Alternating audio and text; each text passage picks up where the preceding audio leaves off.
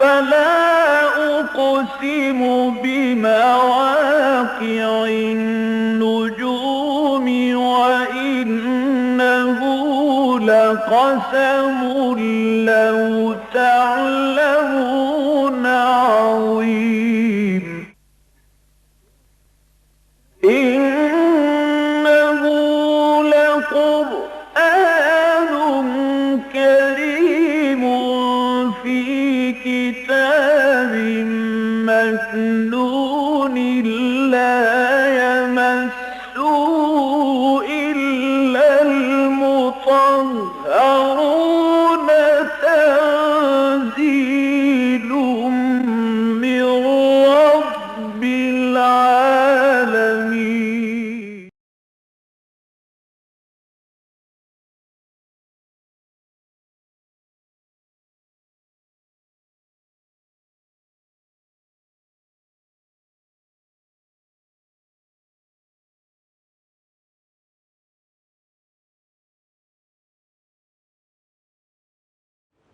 أعوذ بالله من الشيطان الرجيم.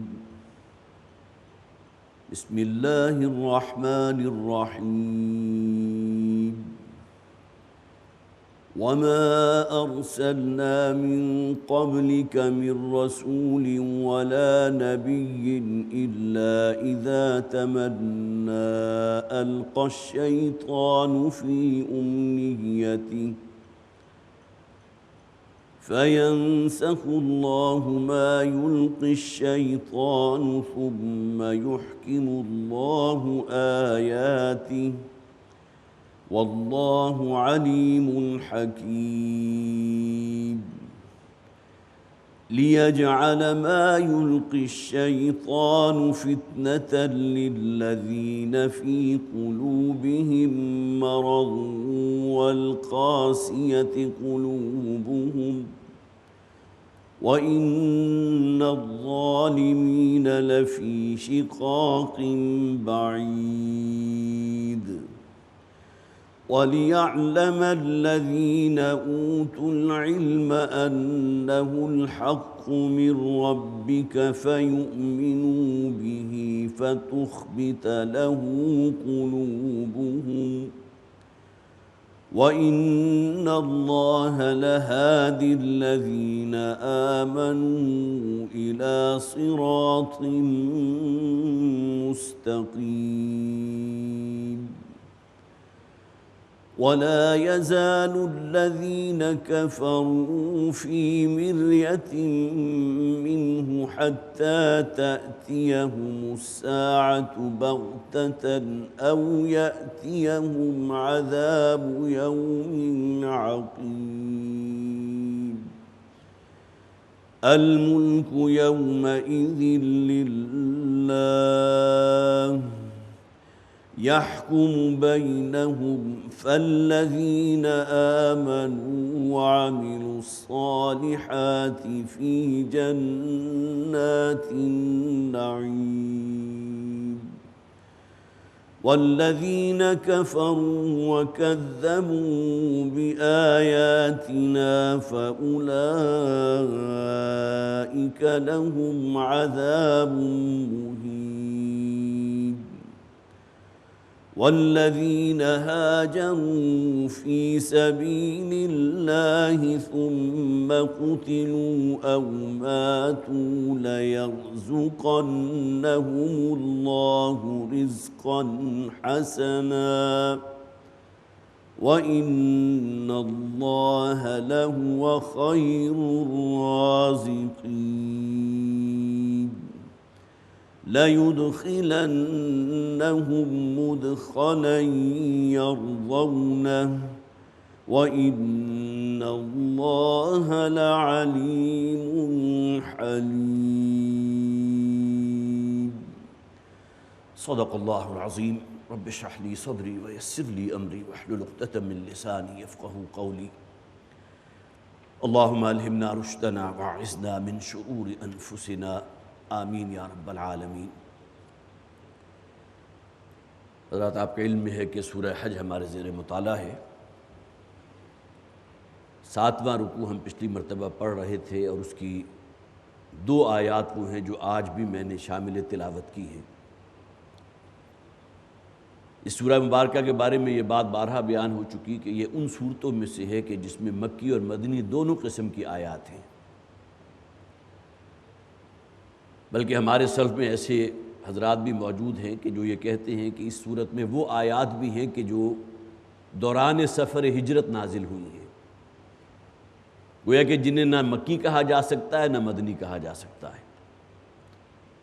مکہ سے لے کر مدینے تک کا سفر، اور اس میں بھی پھر 3 دن پہلے جو غار ثور میں روپوش رہے تھے، تو آپ اندازہ لگا سکتے ہیں کہ لگ بھگ 1 ہفتہ یا 10 دن تو اس میں کم سے کم لگے ہوں گے۔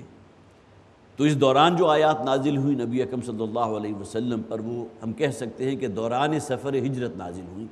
وہ بھی اس صورت میں موجود ہیں۔ خاص طور پر وہ آیہ مبارکہ جو ہم پڑھ چکے، اذن للذین یقاتلون بانہم ظلموا وان اللہ علی نصرہم لقدیر، کہ وہ لوگ کہ جن پر ظلم ہوا تھا، جن کے ساتھ زیادتی ہوئی، جنہیں شدید ترین ٹارچر کیا گیا، آج اجازت ہے ان کے ہاتھ بھی کھول دیے گئے۔ پھر مکی آیات میں اس سے بڑھ کر اور کوئی دلیل نہیں ہو سکتی کہ نبی اکرم صلی اللہ علیہ وسلم کا جو قیام مکہ کا آخری دور تھا، اس میں مشرکین مکہ کی طرف سے شدید ترین مطالبہ ہو رہا تھا، یا تو اس نوع کا کوئی معجزہ دکھائیں جو پہلے انبیاء اور رسول کو دیا گیا، کوئی عصا آپ کے پاس بھی ہو جو زمین پر ڈالیں تو اژدہا بن جائے۔ حضرت عیسیٰ علیہ السلام کو معجزہ دیا گیا تھا کہ مردہ کے سرانے کھڑے ہو کر کہتے تھے قم باذن اللہ، اور زندہ ہو جاتا تھا۔ حضرت صالح علیہ السلام کو وہ معجزہ دیا گیا کہ چٹان شق ہوئی اور اس میں سے ایک گامر اونٹنی برآمد ہو گئی، اس نے بچہ جنا، اور یہ ان لوگوں کا مطالبہ تھا، لیکن وہ لوگ ایمان نہیں لائے، یہ اپنی جگہ حقیقت ہے۔ لہٰذا اس نوع کا مطالبہ کیا گیا، یا تو کوئی بہت بڑا معجزہ دکھائیں کہ ہم آپ پر ایمان لے آئیں، یا یہ کہ وہ عذاب کے جس کی آپ بار بار ہمیں دھمکی سنا رہے ہیں اس کو فیس کرنے کو ہم تیار ہیں، اب لے آئیے وہ عذاب ہمارے اوپر۔ او تسقط علینا کسفا من السماء، آسمان سے کوئی ٹکڑا ہمارے اوپر گرا دیجئے اور ہم اس کو ویلکم کرنے کو تیار ہیں۔ وہ آیت بھی ہم نے پچھلی مرتبہ جو ہمارا درس تھا اس میں پڑھی، وَيَسْتَعْجِلُونَكَ بِالْعَذَابِ۔ ظاہر ہے کہ نبی اکرم صلی اللہ علیہ وسلم کا جو مدنی دور ہے اس میں تو اس قسم کا کوئی مطالبہ نہیں ہو سکتا، مدینہ میں تو مسلمانوں کی ریاست قائم ہو چکی تھی، لیکن یہ کہ مکہ میں جب آپ تھے اور آپ کا جو آخری پیریڈ ہے ہجرت سے پہلے کا، تو اس موقع پر یہ مطالبات بڑی شدت سے کیے گئے، وَيَسْتَعْجِلُونَكَ بِالْعَذَابِ، اے نبی صلی اللہ علیہ وسلم یہ بڑی جلدی مچا رہے ہیں آپ سے عذاب کے بارے میں۔ تو معلوم ہوا کہ یہ ان بہت یونیک صورتوں میں سے ہے کہ جس میں مکی اور مدنی دونوں قسم کی آیات ہیں۔ اسی طرح اس سورہ مبارکہ کا جو آخری رکوع ہے، بلکہ آخری 2 آیات، وہ تو خالصتاً مدنی انداز لیے ہوئے ہیں۔ یا ایھا الذین آمنوا ارکعوا واسجدوا واعبدوا ربکم وافعلوا الخیر لعلکم تفلحون، اہل ایمان سے 4 تقاضے کیے گئے، اور میں نے عرض کیا تھا کہ یا ایھا الذین آمنوا کے الفاظ آپ کو کسی مکی صورت میں نظر نہیں آئیں گے، صرف مدنی صورتوں کا خاصہ ہے۔ تو گویا کہ آخری 2 آیات جو ہیں اس کے بارے میں تو کوئی شک ہے ہی نہیں کہ وہ مدنی آیات ہیں، لیکن آخری رکوع جہاں سے شروع ہو رہا ہے وہ خالصتاً مکی آیات ہیں۔ یا ایھا الناس ضرب مثل فاستمعوا لہ ان الذین تدعون من دون اللہ لن یخلقوا ذبابا ولو اجتمعوا لہ۔ ان آیات کا مدنی آیات میں شامل ہونا کسی طرح بھی گویا کہ سمجھ میں نہیں آتا۔ اے لوگو، ایک مثال بیان کی جا رہی ہے، بڑا کان لگا کر اس کو سنو۔ وہ ہستیاں کہ جنہیں تم اللہ کے سوا پکارتے وہ ایک مکھی کی تخلیق پر بھی قادر نہیں ہیں۔ ظاہر ہے کہ ان آیات کے مخاطب جو ہیں وہ تو وہی مشرکین مکہ ہو سکتے تھے جو اپنے ہاتھوں سے دیویاں اور دیوتا تراشتے تھے اور ان کو سجدہ کرتے تھے، ان کے معبودان باطل تھے۔ پھر 2 آیات جو ہم نے آخری مرتبہ پڑھی تھی، وہ جیسا کہ میں نے عرض کیا تھا کہ مشکلات القرآن میں سے ہے، بس کہ اس کا ترجمہ ہم کر لیتے ہیں، اگرچہ وہ تشریح کی نوبت نہیں آئے گی۔ وَمَا أَرْسَلْنَا مِن قَبْلِكَ مِن رَّسُولٍ وَلَا نَبِيٍّ إِلَّا إِذَا تَمَنَّىٰ أَلْقَى الشَّيْطَانُ فِي أُمْنِيَّتِهِ، اور نہیں بھیجا ہم نے اے نبی صلی اللہ علیہ وسلم آپ سے پہلے کسی نبی یا رسول کو مگر جب وہ کوئی خواہش کرتا تھا، کوئی آرزو کرتا تھا، کوئی تمنا کرتا تھا، کوئی پلاننگ کرتا تھا، تو شیطان اس کی اس پلاننگ میں دخل دے دیتا تھا۔ فَيَنْسَخُ اللَّهُ مَا يُلْقِي الشَّيْطَانُ، لیکن اللہ تعالیٰ فوراً شیطان کے القاء کو محو کر دیتا تھا۔ گویا کہ شیطان اپنی طرف سے کوشش کرتا تھا کہ کچھ نہ کچھ جو ہے نبی اکرم صلی اللہ علیہ وسلم کے حوصلے کو پست کر سکے، اور ظاہر ہے کہ یہ خیال جو ہے طبع بشری میں آ سکتا ہے کہ مجھے 10 برس ہو گئے اس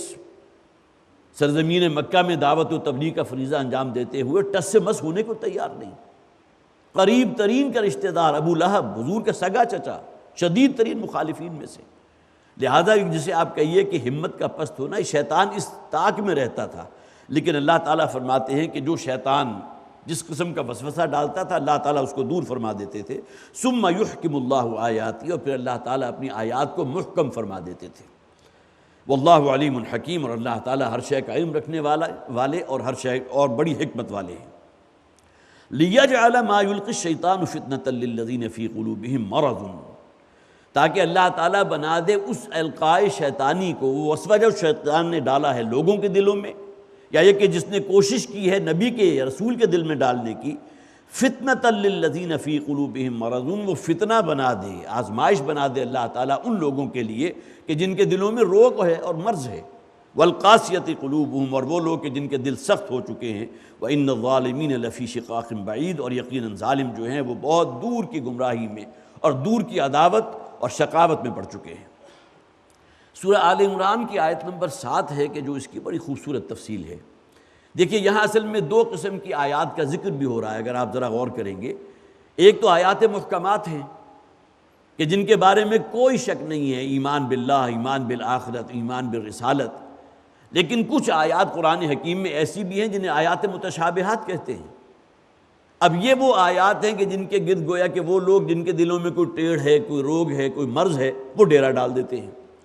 اور عجیب و غریب قسم کے سوالات اٹھاتے ہیں۔ آج کے دور میں بھی ایسے لوگ موجود ہیں قرآن کی آیات کے بارے میں لوگوں کے اندر شک و شبہات پیدا کرنے والے، اور اس دور میں بھی کہ جب کہ یہ آیات نازل ہوئی تو ایسا طبقہ موجود تھا کہ جو اس قسم کے اعتراضات کیا کرتے تھے۔ جب وہ آیت نازل ہوئی حرمت علیکم المیتہ، تو لوگوں نے اعتراض کیا، دیکھو جی عجیب بات ہے جو قرآن کہہ رہا ہے کہ جس جانور کو اللہ تعالیٰ مار دے، جس پر موت طاری ہو جائے، وہ تو حرام ہے، اور جس جانور کو اپنے ہاتھوں یہ موت تک پہنچاتے ذبح کر دیں وہ جائز ہو گیا،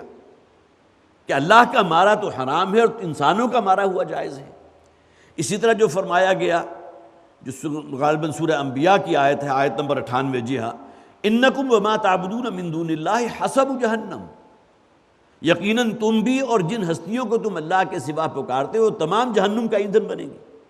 اب یہاں مشرکین کی طرف سے اعتراض کیا گیا، دیکھیے جی ہم تو حضرت عیسیٰ علیہ السلام کو، مشرکین میں اہل کتاب بھی تھے نا نصارہ،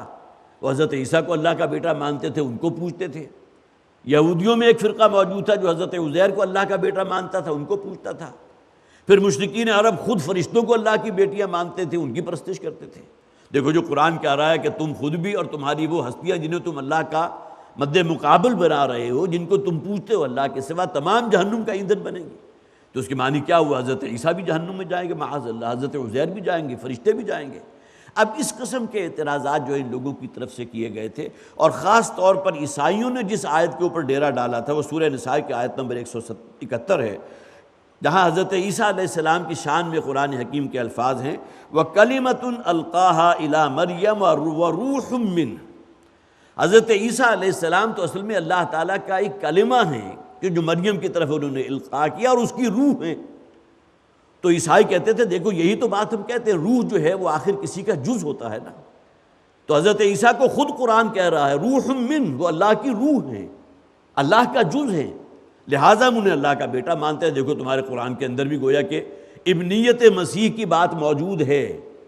اب یہ وہ تمام چیزیں ہیں کہ جو آیات متشابہات ہیں، کہ جہاں آ کر وہ مشرکین یا جو بھی معترضین ہیں وہ ڈیرے ڈال لیا کرتے تھے، اور یہاں گویا کہ فوکس کرتے تھے، جیسا کہ میں نے عرض کیا سورہ آل عمران کی آیت نمبر 107 ہے، بلکہ اس کو دیکھ ہی لیجئے۔ وَالَّذِي أَنزَلَ عَلَيْكَ الْكِتَابَ مِنْهُ آیَاتٌ مُحْکَمَاتٌ، وہی ہے کہ جس نے اے نبی صلی اللہ علیہ وسلم آپ پر یہ کتاب نازل فرمائی کہ جس میں بڑی محکم آیات ہیں، بڑی پختہ آیات ہیں۔ یہ وہ تمام محکمات ہیں جو اساس ہیں ہمارے ایمان اور دین کی۔ ہن ام الکتاب، اور یہ ہے اصل میں کتاب کا اصل جوہر، اللہ کو ماننا، آخرت کو ماننا، رسولوں کو ماننا، کتابوں کو ماننا، فرشتوں کو ماننا، پھر حلت و حرمت کے جو احکامات اللہ کے ہیں، جو یہ تمام چیزیں جو ہیں ہن ام الکتاب، یہ ہے اصل میں کتاب کا اصل ایسنس، اصل کا سینٹرل ایکسس۔ وَأُخَرُ مُتَشَابِهَاتٌ، اور اسی قرآن میں کچھ متشابہ آیات بھی موجود ہیں۔ اب دیکھیے اگلے آیات، اگلا حصہ پڑھیے۔ فَأَمَّا الَّذِينَ فِي قُلُوبِهِمْ زَيْغٌ، پس وہ لوگ کہ جن کے دلوں میں کوئی ٹیڑھ ہوتی ہے، کوئی مرض ہوتا ہے، روگ ہوتا ہے، فَيَتَّبِعُونَ مَا تَشَابَهَ مِنْهُ ابْتِغَاءَ الْفِتْنَةِ وَابْتِغَاءَ تَأْوِيلِهِ، تو وہ تو اصل میں انہی آیات کے پیچھے پڑ جاتے ہیں، وہی ڈیرا ڈال لیتے ہیں اور اس سے اصل میں فتنہ پھیلانا چاہتے ہیں، لوگوں کے اندر وسوسہ اندازی کرتے ہیں، ان کے اندر غلط فہمیاں پھیلاتے ہیں، وَابْتِغَاءَ تَأْوِيلِهِ، اور اس کی مختلف قسم کی تعویلیں کرتے ہیں، وَمَا يَعْلَمُ تَأْوِيلَهُ إِلَّا اللَّهُ، اور ان کے تعویل جو ہے سوائے اللہ کے کسی کے علم میں نہیں، وَالرَّاسِخُونَ فِي الْعِلْمِ، اور وہ جو علم میں رسوخ رکھنے والے لوگ ہیں، یہ وہ ہیں کہ جو ام الکتاب کے حامل ہیں، جو آیات محکمات کی پیروی کرنے والے ہیں، یقولون آمنا بہ، وہ یہ کہتے ہیں کہ ہم اس پورے قرآن پر ایمان رکھتے ہیں، آیات متشابہات بھی، آیات محکمات بھی، کل من عند ربنا، ہر شے ہمارے رب کی طرف سے ہے، وما یذکر الا اولو الالباب، اس سے نہیں حاصل کرتے نصیحت مگر وہی لوگ کہ جو عقل والے ہیں۔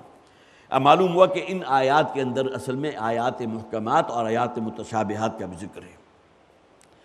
وَلِيَعْلَمَ الَّذِينَ أُوتُوا الْعِلْمَ أَنَّهُ الْحَقُّ مِنْ رَبِّكَ، اور تاکہ جان لے وہ لوگ جنہیں اللہ تعالیٰ نے علم عطا فرمائے، وہ راسخین فی العلم ہیں، انہ الحق من ربک، یہ قرآن حق ہے تمہارے رب کی طرف سے۔ اس قرآن کے بارے میں ہی بڑے اعتراضات تھے نا، جیسے کہ ہم نے پڑھا تھا یہ تو شاعری ہے، یہ تو کہانت ہے، یہ تو محمد کا صلی اللہ علیہ وسلم خود ساختہ کلام ہے، بل افطرا، یہ تو انہوں نے خود گھڑ لیا ہے۔ اب اس قسم کے جو اعتراضات تھے، وہ لوگ کہ جو رسوخ فی العلم رکھتے ہیں وہ سمجھتے ہیں انہ الحق من ربہم، یہ ہے سب سے بڑی سچائی، الحق،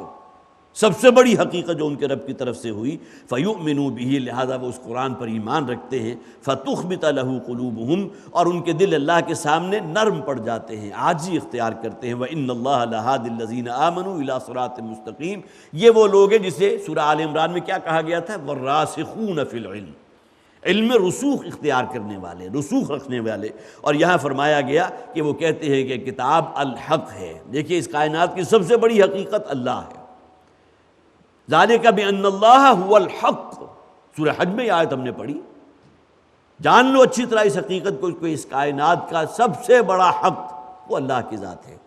قرآن حق ہے، محمد حق ہے صلی اللہ علیہ وسلم، تمام انبیاء حق ہیں، جنت حق ہے، جہنم حق ہے، اور نبی اکرم صلی اللہ علیہ وسلم کی وہ مناجات میں نے آپ کو سنائی بھی تھی جو رات کی تنہائی میں پڑھا کرتے تھے، اللہم انت الحق ووعدک الحق ولقاؤک حق والجنت حق والنار حق والنبیون حق ومحمد حق والقرآن حق۔ کیسی بڑی بڑی حقیقتیں ہیں کہ جن کو اللہ تعالیٰ کے رسول صلی اللہ علیہ وسلم نے اپنی ایک دعا میں جمع کر دیا۔ انہ الحق من ربہم فیؤمنوا بہ، لہذا وہ اس قرآن پر ایمان رکھتے ہیں، محکم ایمان، دل کے یقین والا، فتخبت لہ قلوبہم، لہذا اس کے سامنے، اللہ کے سامنے، اس قرآن کے سامنے ان کے دل نرم پڑ جاتے ہیں۔ بلکہ سورہ زمر میں تو آیت یہ بھی موجود ہے کہ ان کی کھالیں بھی نرم پڑ جاتی ہیں، اور ظاہر ہے کہ قرآن کے اندر جو ایک ہیبت ہے اور اس کے اندر جو جلالی کیفیت ہے اور جمال بھی ہے ساتھ، یقیناً ان دونوں کی کیفیات اگر انسان کے اوپر وارد ہوں تو انسان خود اپنے اندر ایک جھرجھری محسوس کرتا ہے، اسے محسوس ہوتا ہے کہ اس کی کھال اور اس کے بال جو ہیں وہ نرم پڑ گئے ہیں، اس کا پورا وجود اللہ کے سامنے پگھل رہا ہے۔ وَإِنَّ اللَّهَ لَهَادِ الَّذِينَ آمَنُوا إِلَىٰ صِرَاطٍ مُسْتَقِيمٍ، یقیناً اللہ تعالیٰ تو لازماً راہ یاب کرے گا ان لوگوں کو جو اہل ایمان ہیں، اِلیٰ صِرَاطٍ مستقیم، سیدھی راہ کی طرف۔ وَلَا يَزَالُ الَّذِينَ كَفَرُوا فِي مِرْيَةٍ مِّنْهُ، اور ہمیشہ وہ لوگ کہ جو کافر ہیں، جنہوں نے کفر اختیار کیا ہے، وہ اسی دھوکے میں رہیں گے۔ کس دھوکے میں؟ کہ قرآن حق نہیں ہے، یہ تو شاعری ہے، کہانت ہے، محمد صلی اللہ علیہ وسلم کا خود ساختہ کلام ہے۔ مرنے کے بعد کی زندگی کے بارے میں اَوَا آبَاؤُنَا الْأَوَّلُونَ، کیا ہمارے آباء و اجداد جنہیں یہاں سے بیتے ہوئے گزرے ہوئے ہزاروں برس ہو چکے، تمام زندہ کر لیے جائیں گے؟ أَإِذَا مِتْنَا وَكُنَّا تُرَابًا وَعِظَامًا أَإِنَّا لَمَبْعُوثُونَ، جب ہم مر جائیں گے، مٹی میں مل کر مٹی ہو جائیں گے، دوبارہ زندہ کر لیے جائیں گے؟ کیسے ممکن ہے؟ ہیہات لما توعدون، بڑی دور کی کوڑی ہے جو محمد لے کر آئے ہیں صلی اللہ علیہ وسلم۔ اب یہ تمام اعتراضات تھے، ان کے شکوک و شبہات تھے، ان میں سے بہت بڑا طبقہ اسی بات کا حامل تھا، ان ہی الا حیاتنا الدنیا نموت ونحیا وما یہلکنا الا الدہر، یہ دنیا کی زندگی ہے اصل حقیقت، باقی مرنے کے بعد کی زندگی کے بارے میں کوئی ظن و تخمین تو ہے، کچھ عقائد تو ہے، کچھ لوگ آ کر بتاتے رہے ہیں ایک دن تمہیں مرنا ہے اور مرنے کے بعد پھر دوبارہ زندہ کیا جائے گا، سمجھ میں آنے والی بات، ان نظن الا ظنا، یہ تو کوئی ظن اور تخمین کی بات ہے، بات جو ہے ہمارا دل اس بات کے اوپر ٹھک نہیں رہا۔ تو فی مریۃ من، تو لوگ جو ہیں اس کے بارے میں شکوک و شبہات میں مبتلا ہیں، حتی تأتیہم الساعۃ بغتۃ، یہاں تک کہ اچانک انہیں محسوس ہوگا کہ قیامت کی گھڑی آ گئی، او یاتیہم عذاب یوم عقیم، یا پھر اللہ تعالیٰ کا وہ دن کہ جو کوئی خیر نہیں لیے ہوئے۔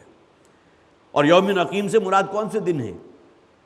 جو اللہ تعالیٰ نے مختلف قوموں کو ہلاک اور برباد کیا۔ عقیم کہتے ہیں اصل میں بانجھ کو،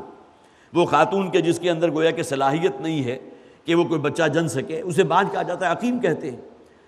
اسی سے گویا کہ اس کا مفہوم لیا گیا کہ وہ شے کہ جو ہر قسم کے خیر سے یکسر خالی ہے، جہاں کوئی امید نہیں ہے۔ تو یوم عقیم،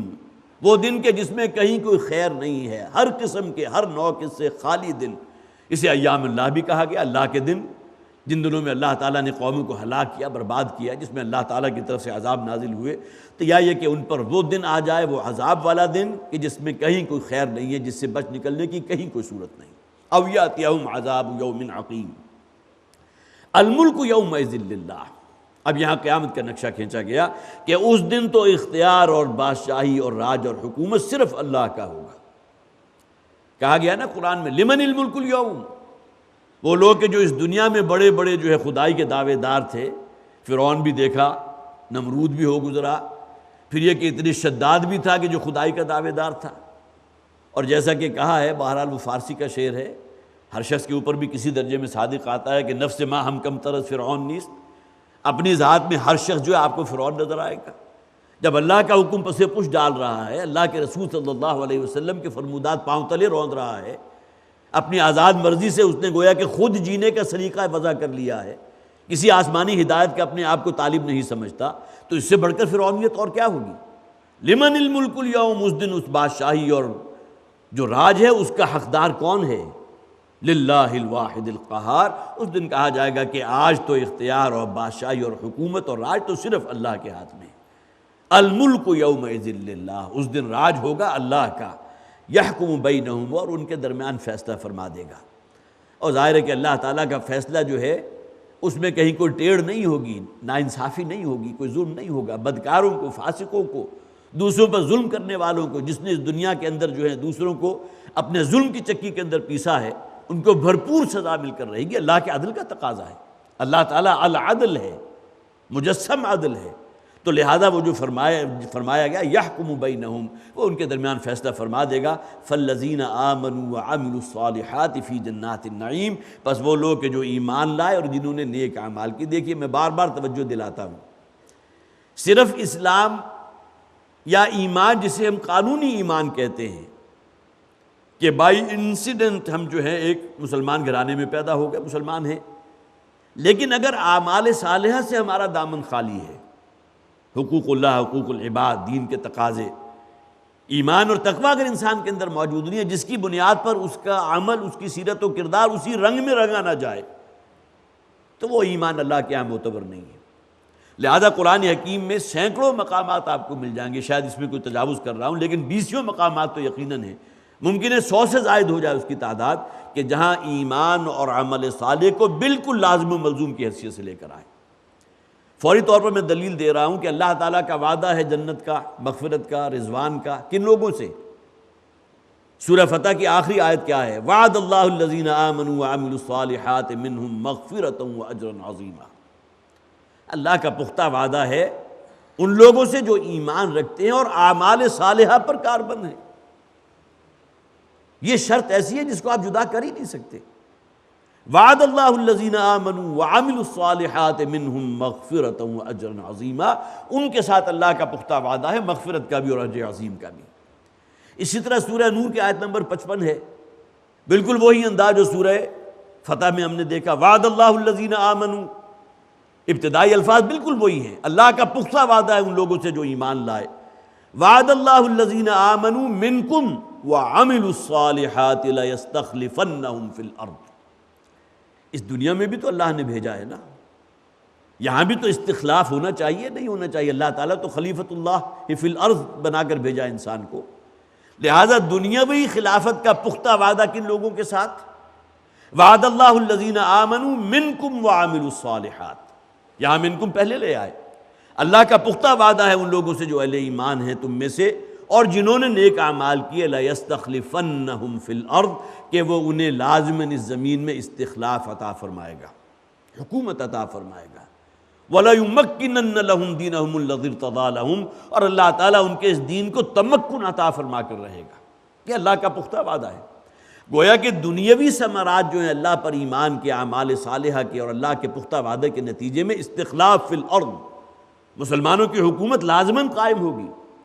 اور چشم فلک نے دیکھا، دور خلفائے راشدین کو اپنے سامنے رکھیے،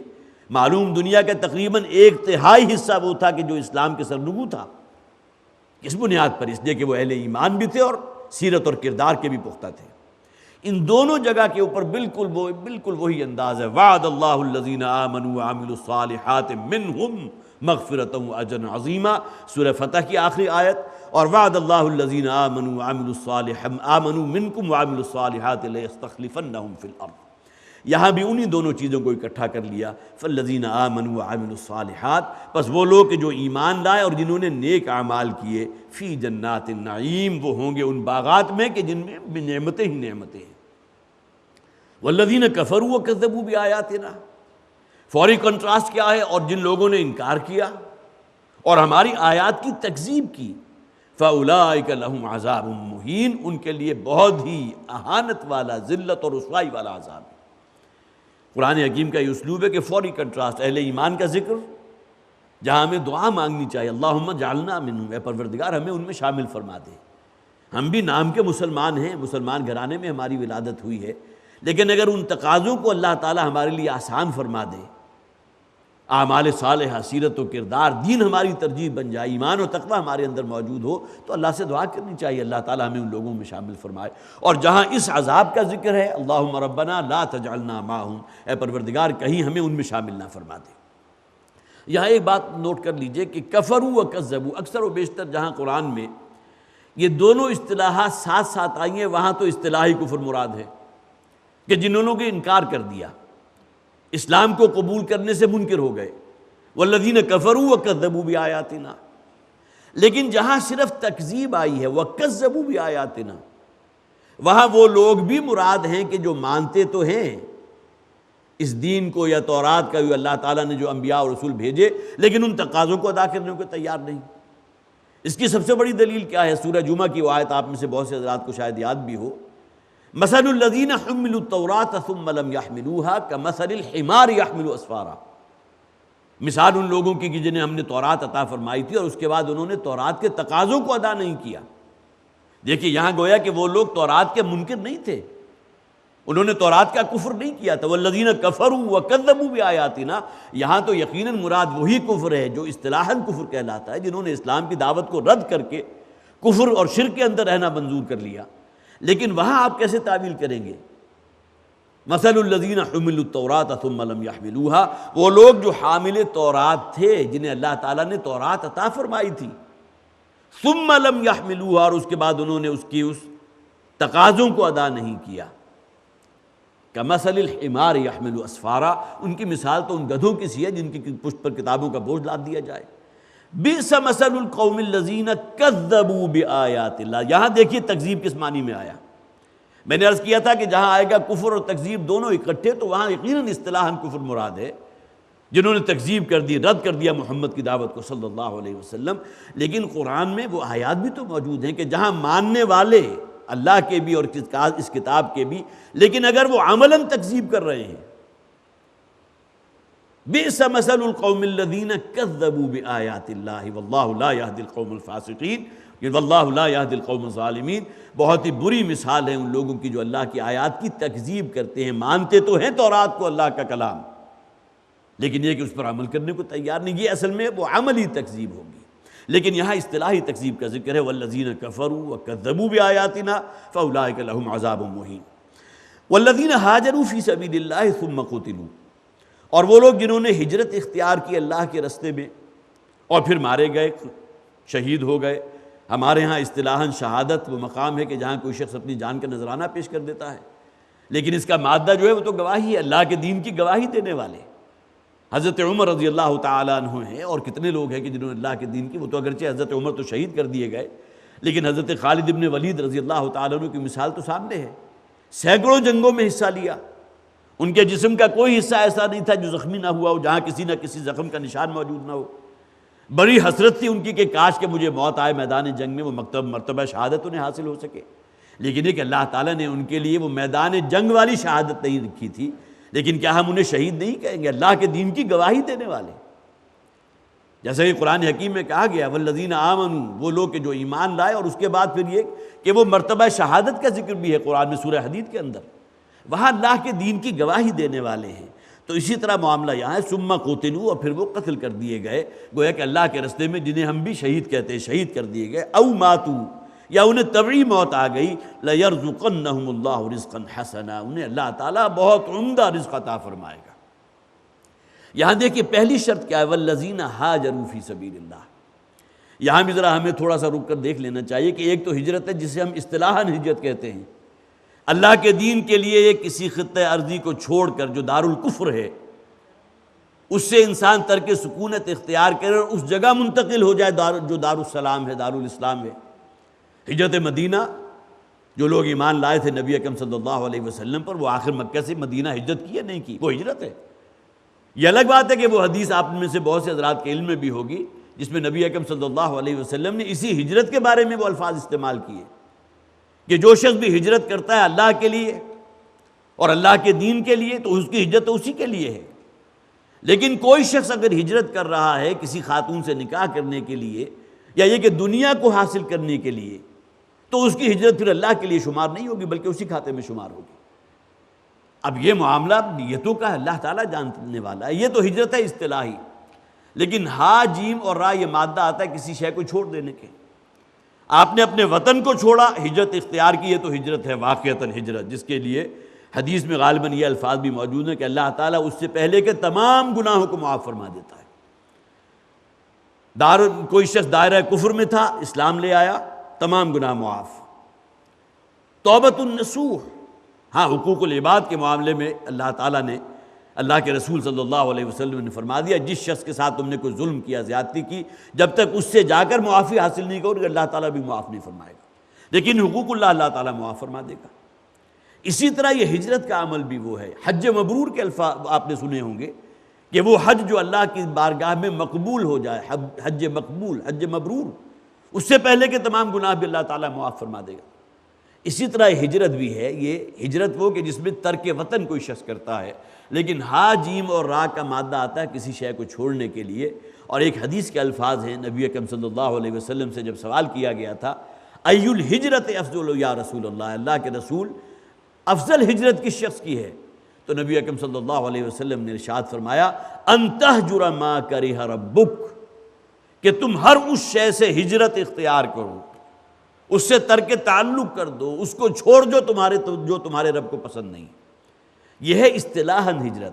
گویا کہ انسان کسی گناہ کے عمل کو چھوڑتا ہے اس لیے کہ اس کے رب کو پسند نہیں ہے، اس کا رب ناراض ہو جائے گا، یہ بھی ہجرت ہے اصطلاح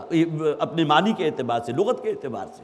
لیکن جیسا کہ میں نے عرض کیا یہاں جو فرمایا گیا والذین ہاجروا فی سبیل اللہ، ہجرت فی سبیل اللہ کیا ہے؟ اللہ کے دین کے لیے اپنے وطن کو چھوڑ کر ہجرت اختیار کرنا، دارالسلام میں پہنچ جانا، ثم قتلوا، اور اس کے بعد کہیں غزوات ہوئے ہیں، غزوہ بدر ہے، غزوہ احد ہے، اس میں مقام شہادت حاصل کیا، قتل ہو گئے، او ماتوا، یا یہ کہ اپنی طبعی موت مرے ہیں، لَيَرْزُقَنَّهُمُ اللَّهُ رِزْقًا حَسَنًا، اللہ تعالیٰ انہیں بہت عمدہ رزق عطا فرمائے گا۔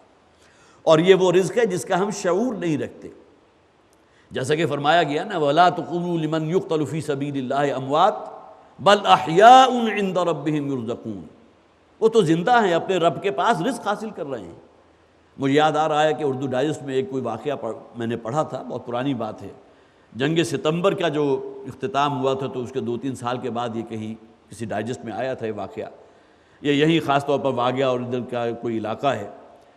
تو وہاں کے رہنے والے کوئی کسان تھا، اپنے کھیت کو کھود رہا تھا، تو درخت کے کہیں جڑ کے قریب وہ کھود رہا تھا، تو اچانک اس کی کدال جو ہے کسی نرم چیز سے ٹکرائی، وہ محتاط ہو گیا، اس نے کہا کیا ہے، کچھ ہے اندر موجود ہے۔ اب اس نے جو ہاتھوں سے مٹی ہٹائی ہے تو وہاں کوئی ایک شخص کی ڈیڈ باڈی موجود تھی، لیکن وہ بالکل تر و تازہ۔ اب یہ واقعہ چونکہ میں نے خود پڑھا ہے، میں یہ اس کا حوالہ نہیں دے سکتا کہ کس سن کا اردو ڈائجسٹ تھا، لیکن اس میں نے خود پڑھا، اور وہ بالکل اتنی تر و تازہ کہ جیسا کہ ابھی چند گھنٹے پہلے کسی شخص کو وہاں اس کی وہاں تدفین کی گئی ہو۔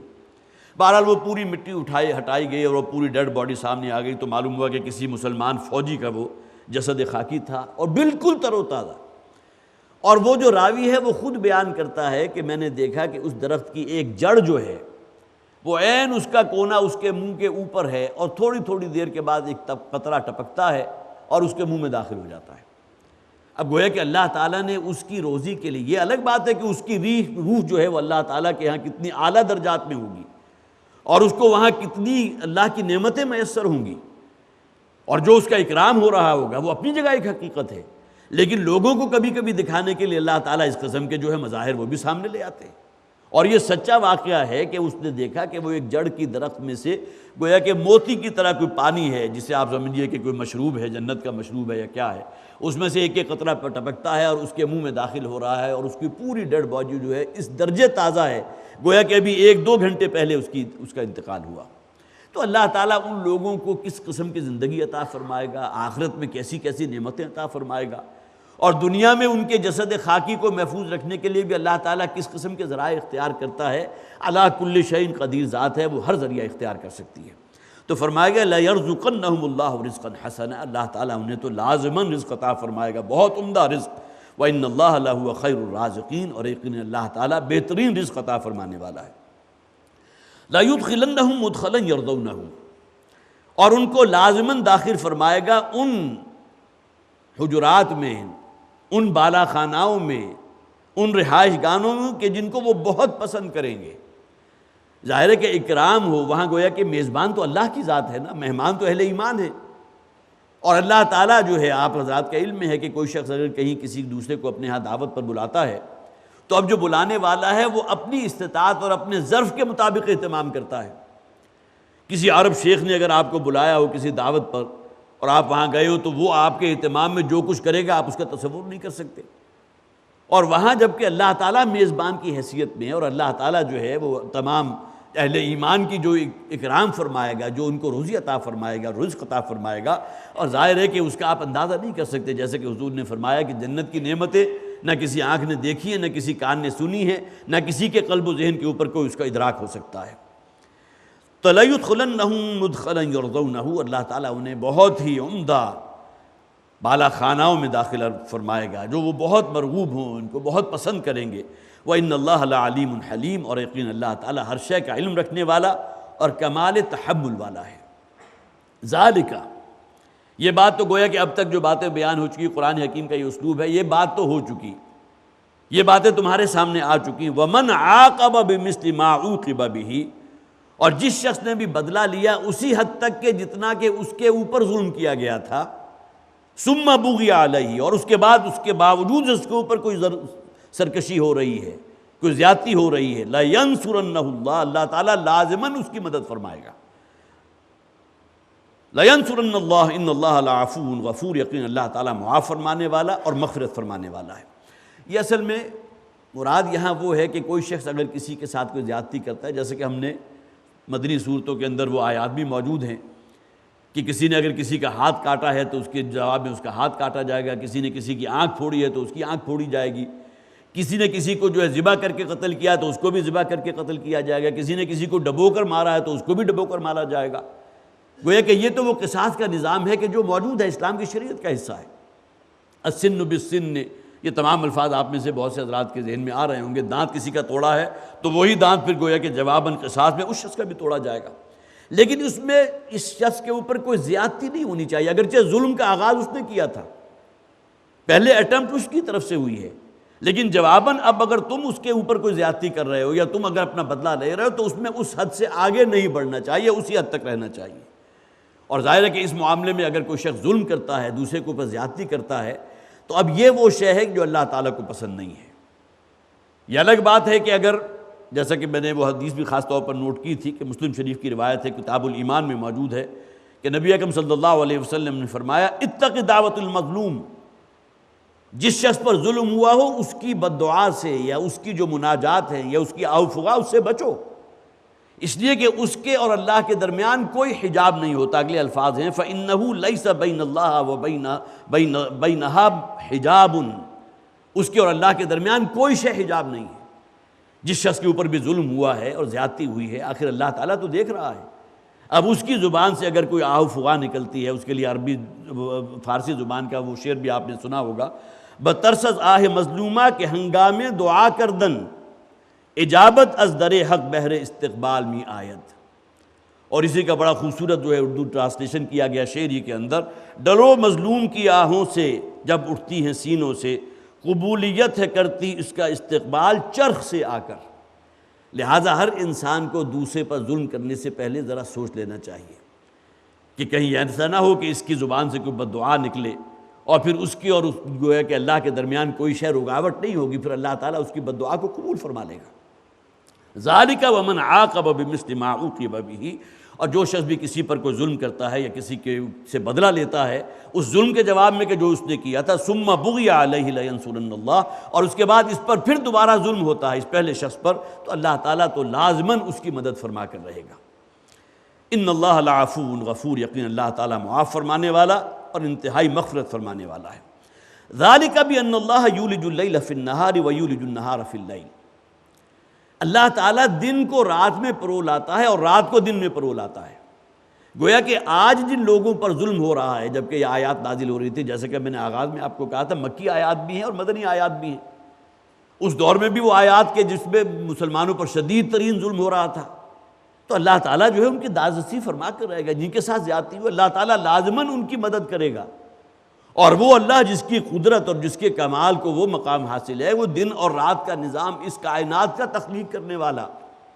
اس سورج کا بنانے والا، ہواؤں کا چلانے والا، بارش کا برسانے والا، اس کے اختیار، اس کی قدرت کا تم اندازہ کر سکتے ہو؟ لَيَنْصُرَنَّهُ اللَّهُ، اللہ تعالیٰ تو لازماً ان لوگوں کی مدد کرے گا۔ گویا کہ اگلی آیت کا جو ہے تعلق پچھلی آیات کے ساتھ ہو گیا کہ اللہ تعالیٰ کو معاذ اللہ مجبور نہ سمجھو، اللہ تعالیٰ قدرت رکھتا ہے۔ یہ الگ بات ہے کہ وہ آزما رہا ہے، وہ گویا کہ زر خالص جو ہے وہ اس کندن میں بھٹی میں سے گزر کر وہ کندن کب بنتا ہے؟ سونے کے اندر تو اس عمر کے اندر بہت سی ایسی چیزیں شامل ہیں جو ملاوٹیں ہیں، لیکن سونار جب اسے بھٹی میں گلاتا ہے اور خوب اچھی طرح ابالتا ہے، اس کا تمام میل کچیل اوپر آ جاتا ہے اور اندر سے زر خالص جو برآمد ہوتا ہے، تو یہ تمام امتحانات جو بھٹی میں سے گزر رہے ہیں، یہ تو اصل میں زر خالص کو برآمد کیا جا رہا ہے نا۔ باقی اللہ تعالیٰ تو مجبور نہیں ہے، اللہ تعالیٰ تو عاجز نہیں ہے، وہ تو چاہے تو ان لوگوں کو ایسی سزا دے، اور اس سے پہلے کتنی ہی ایسی مکی صورتوں کے اندر جو ہے وہ باتیں گزر چکی جن میں اللہ تعالیٰ نے ان قوموں کو ہلاک اور برباد کیا۔ قوم عاد جو ہے بڑے تناور تھے، بڑے قد و قامت والے، بہت مضبوط جسم والے، اور تیز و تند ہوا نے جو ہے انہیں چٹانوں کے ساتھ پٹک پٹک کر ان کا بھرکس نکال دیا، ان کا حلیہ بگاڑ دیا۔ اللہ تعالیٰ ہر شے پر قادر ہے۔ لَيَنْصُرَنَّهُ اللَّهُ، اللہ تعالیٰ لازماً ان کی مدد فرمائے گا، اس لیے کہ وہ اللہ تو وہ ہے جو اس پورے کائنات کے نظام کو چلا رہا ہے۔ ذَلِكَ بِأَنَّ اللَّهَ يُولِجُ اللَّيْلَ فِي النَّهَارِ وَيُولِجُ النَّهَارَ فِي اللَّيْلِ، وہی تو ہے کہ جو رات کو دن میں پلو کر لا رہا ہے، دن کو رات میں پلو کر لا رہا ہے۔ وَأَنَّ اللَّهَ سَمِيعٌ بَصِيرٌ، اور اللہ تعالیٰ ہر شے کا سننے والا اور ہر شے کو دیکھنے والا ہے۔ ذَلِكَ بِأَنَّ اللَّهَ هُوَ الْحَقُّ، پھر دیکھیے وہی الفاظ آگے جو ہم نے پہلے پڑھے تھے۔ اصل حقیقت کیا ہے؟ اللہ الحق ہے، اس سے بڑی حقیقت اس کائنات کی کوئی نہیں۔ اللہم انت الحق ووعدک الحق ولقاؤک حق، جو الفاظ میں آپ کو سنا چکا۔ اے اللہ تو ہی الحق ہے، تیرا وعدہ بھی حق ہے، تجھ سے ملاقات بھی ہو کر رہے گی، یہ بھی شدنی بات ہے، یہ بھی حق ہے، سب سے بڑی حقیقت ہے۔ گویا کہ مرنے کے بعد کی زندگی سب سے بڑی حقیقت ہے، جنت حقیقت ہے، جہنم حقیقت ہے، تمام انبیاء حق ہیں، تمام کتابیں حق ہیں۔ ذالک بان اللہ هو الحق وان ما يدعون من دونه الباطل، اور اللہ کے سوا جن لوگوں کو بھی، جن ہستیوں کو بھی یہ پکار رہے ہیں وہ تمام باطل ہیں۔ باطل کسے کہتے ہیں؟ جس کا کوئی وجود نہیں۔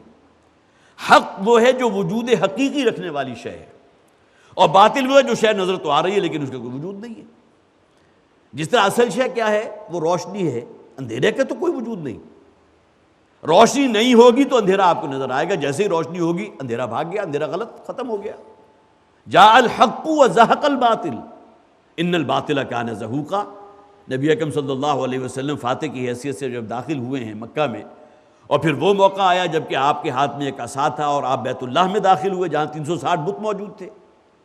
اور آپ اپنے اس عصا کی انی سے ایک ایک بت کو گراتے چلے جا رہے تھے، اور یہ الفاظ آپ کی زبان پر تھے، جاء الحق وزهق الباطل ان الباطل کان زہوقا۔ حق آج آ گیا ہے، حق غالب ہو چکا ہے۔ حق کیا ہے؟ اسلام۔ الیوم اکملت لکم دینکم واتممت علیکم نعمتی، حجۃ الوداع کے موقع پر یہ آیات جو ہے وہ نازل ہوئی تھی یا نہیں ہوئی تھی؟ آج کے دن ہم نے اپنے اس دین کی اتمام فرما دیا ہے، اور اس اسلام کو تمہارے لیے بطور دین ہم نے منتخب فرما لیا ہے۔ وَرَضِيتُ لَكُمُ الْإِسْلَامَ دِينًا، تو جاء الحق وزهق الباطل، اور باطل کا کوئی وجود نہیں ہے۔ آج باطل گویا کہ وہ اپنے پاؤں پر کھڑا ہی نہیں ہے۔ وہی جو نبی اکرم صلی اللہ علیہ وسلم کے جان کے دشمن تھے، گھگھیاتے ہوئے گویا کہ منتظر ہیں کہ نبی اکرم صلی اللہ علیہ وسلم اب ان کے ساتھ کیا سلوک کرنے والے ہیں، اور حضور نے اس موقع پر کہا تھا، وہ الفاظ آپ کو یاد ہوں گے، پھر تازہ کر لیجئے اپنے ذہنوں میں، لوگوں تمہیں معلوم ہے میں تمہارے ساتھ کیا سلوک کرنے والا ہوں۔ اب لوگوں میں سے کچھ وہ بھی ہوں گے کہ آج اختیار ہے محمد کے ہاتھ میں صلی اللہ علیہ وسلم، اور ان کو جس طرح ہم نے زک پہنچائی تھی، اور ان کے ساتھیوں کو جس طرح ہم نے کچوکے لگا لگا کر ان کو قتل کیا تھا، حضرت یاسر رضی اللہ تعالیٰ عنہ کی مثال، حضرت سمیہ رضی اللہ تعالیٰ عنہ، حضرت بلال رضی اللہ تعالیٰ عنہ، تو آج تو ان کے پاس اختیار ہے، اب پتہ نہیں ہمارے ساتھ کیا سلوک کریں گے۔ لیکن تمام نے بہت ہی عاجزی کے ساتھ اور گھگھیاتے ہوئے یہ کہا تھا، کریم ابن کریم، کہ آپ تو انتہائی کریم ہے، انتہائی شفقت فرمانے والے، انتہائی رحمت، سراپا مجسم رحمت، ہم آج سے بھی آپ سے بھی آج جو ہے اسی کریمی کی امید رکھتے ہیں۔ تو اس موقع پر حضور نے کیا فرمایا تھا کہ آج میں تم سے وہی کہتا ہوں جو میرے بھائی یوسف نے کہا تھا، لا تثریب علیکم الیوم انتم الطلقاء، آج تمہارے اوپر کوئی بات پرس نہیں ہے، کوئی بدلہ، کوئی انتقامی کارروائی، کوئی گویا کہ رد عمل کے اندر کوئی جوش انتقام میں کوئی حرکت کرنا، وہ تو بہت دور کی بات ہے۔ لا تثریب علیکم الیوم، آج تم پر کوئی مواخذہ نہیں، تم پر کوئی الزام نہیں، انتم الطلقاء، تم آزاد ہو، تم اپنی آزاد مرضی سے جی سکتے ہو۔ یہ الگ بات ہے پھر 4 مہینے دے دیے گئے تھے کہ 4 مہینے کے اندر اندر یا تو اسلام قبول کر لو، یا اپنی جان عزیز ہے تو اس جزیرہ نما عرب کو خیر بات کہو، کہیں اور چلے جاؤ، یہ زمین بڑی وسیع ہے، کہیں اور چلے جاؤ۔ بہت سے لوگ حبشہ چلے گئے، انہوں نے عیسائیت اختیار کر لی، اس لیے کہ وہاں داخلے کے لیے بھی غالباً یہ شرط ہوگی کہ شاہ حبش جو ہیں اس وقت جو بھی تھے، نجاشی کا تو انتقال ہو چکا تھا، جو حضور پر ایمان بھی لے آئے تھے، جن کی غائبانہ نماز جنازہ خود نبی اکرم صلی اللہ علیہ وسلم نے ادا کی تھی۔ لیکن یہ کہ بہرحال جو شخص بھی حبشہ میں جا کر پناہ گزین ہوا ہوگا، اسے اپنے مذہب کو ترک کر کے مذہب عیسائیت اختیار کرنی پڑی ہوگی۔ تو پھر بہرحال یہ ایک کیفیت تھی کہ جو اس دن ہوئی، وَأَنَّمَا يَدْعُونَ مِن دُونِهِ هُوَ الْبَاطِلُ، تو حق کے مقابلے میں باطل، حق وہ ہے کہ جو فی الواقع موجود ہے، اور باطل وہ شے کہ جس کا کوئی وجود نہیں ہے۔ جاء الحق وزهق الباطل، اور یہاں فرمایا گیا وَأَنَّمَا يَدْعُونَ مِن دُونِهِ هُوَ الْبَاطِلُ، اللہ کے سوا جس کسی کو بھی پکارتے ہو حاجت روائی کے لیے، مشکل کشائی کے لیے، استمداد ہے، یہ تمام چیزیں وقف ہیں اللہ تعالیٰ کے لیے، دہائی ہوگی تو صرف اسی کے نام کی ہوگی۔ وَأَنَّ اللَّهَ هُوَ الْعَلِيُّ الْكَبِيرُ، اور یقیناً اللہ تعالیٰ العلی ہے، بہت عظیم ہے، بہت بلند ہے، اور الکبیر ہے، بہت بڑا ہے۔ اللہ تعالیٰ ہمیں وہ ایمان عطا فرمائے کہ قرآن حکیم سے جو ہدایت اور رہنمائی ہمیں مل رہی ہے وہ ہمارے لیے مشعل راہ بن سکے، اور ہم اب ایک عزم اور ارادے کے ساتھ جو ہے اپنی زندگیوں میں ایک تبدیلی لا سکیں۔ بارک اللہ لی ولکم فی القرآن العظیم ونفعنی وإیاکم بالآیات والذکر الحکیم۔